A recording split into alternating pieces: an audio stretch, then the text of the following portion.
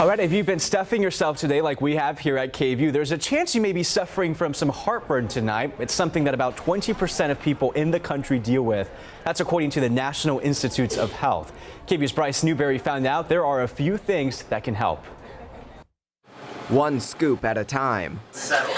Dishing up a Thanksgiving plate is all food and games filled with excitement leading up to that big first bite. The holidays are a time when you're going to be maybe eating more than you normally would. More food, more quickly, resulting in empty plates and full stomachs.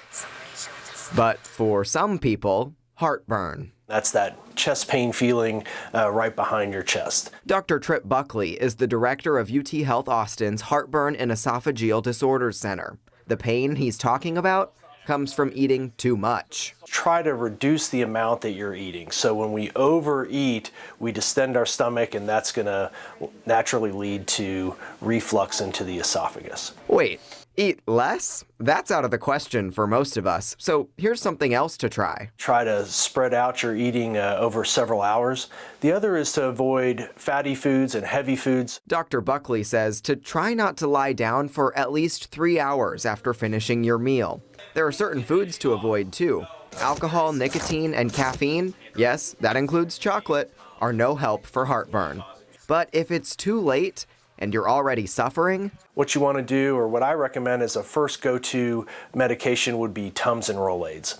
Those medications will actually neutralize the acid in your stomach. And if you have a persistent problem with heartburn, Dr. Buckley says it could be something more complicated or even dangerous. If you're having reflux or heartburn, you've been treating yourself for more than 5 years, or you've been on medication for more than 5 years, I think it's time to see a gastroenterologist or a specialist.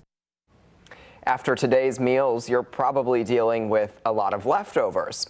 So here's how you can keep them before they're unsafe to eat. The USDA says turkey, stuffing, and gravy are okay if they're left out at room temperature for 2 hours.